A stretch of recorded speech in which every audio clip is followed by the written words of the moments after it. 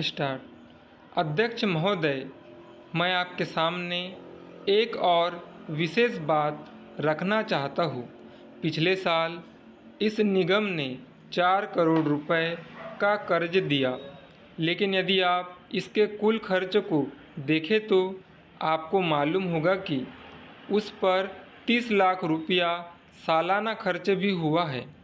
आप सोचिए कि आपके साधनों के ऊपर काम करने वाला कोई निगम 4 करोड़ रुपए कर्ज देने में यदि 30 लाख रुपए साल का खर्च कर दे तो उसके लिए दिवालिया होने के अलावा और कोई रास्ता नहीं रहता।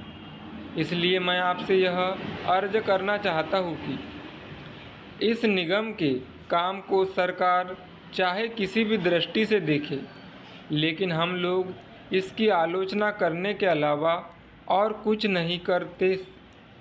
इस देश के करोड़ों आदमियों का जमा किया हुआ पैसा सरकार के पास आता है, उसकी इस तरह से बर्बादी नहीं होनी चाहिए। उसके समुचित उपयोग का पूरा प्रयास होना चाहिए। अब दूसरी बात, आप देखें कि इस निगम के पास ऐसे कर्जदार आते हैं जो महीनों और वर्षों उनके आगे पीछे दौड़ भाग करते हैं। उनके ऊपर वह हजारों रुपया खर्च करने के बाद अपना कर्ज मंजूर करा पाते हैं। वे आदमी आमतौर पर ऐसे होते हैं कि महीनों और वर्षों तक अपने कर्ज की रकम नहीं उठा पाते।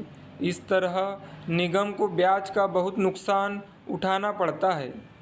अब आप ही बताइए कि ऐसी कौन सी संस्था होगी जिसके पास कर्जदार आए, अपने कर्ज की रकम को मंजूर भी करा ले और घर जाकर आराम से बैठ जाए तथा वर्षों तक कर्ज की रकम को उठाने के लिए ही न आए।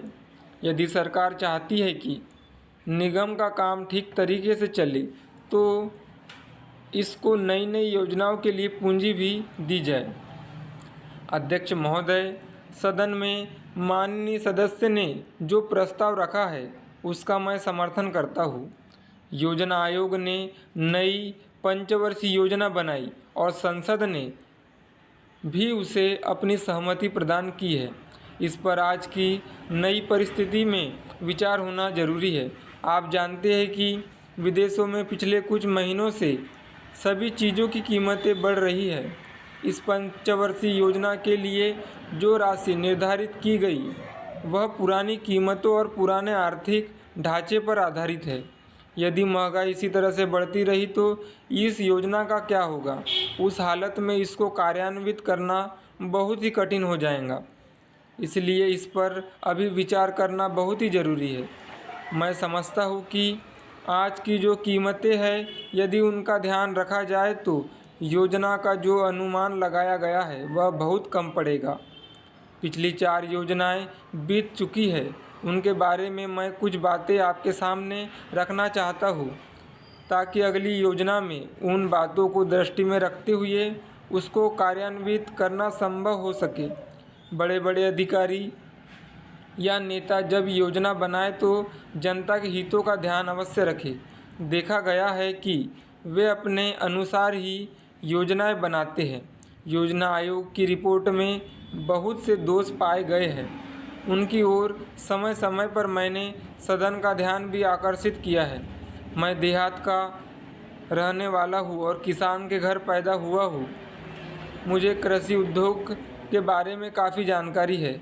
योजनाओं को कार्यान्वित करने का काम अधिकारियों पर छोड़ा जाता है। वह जैसा चाहते हैं वैसा करते हैं। उनको खेती का बहुत कम ज्ञान होता है। इस कारण सरकार सही मायने में किसानों की मदद करना चाहे तो भी नहीं कर पाती। स्टॉप।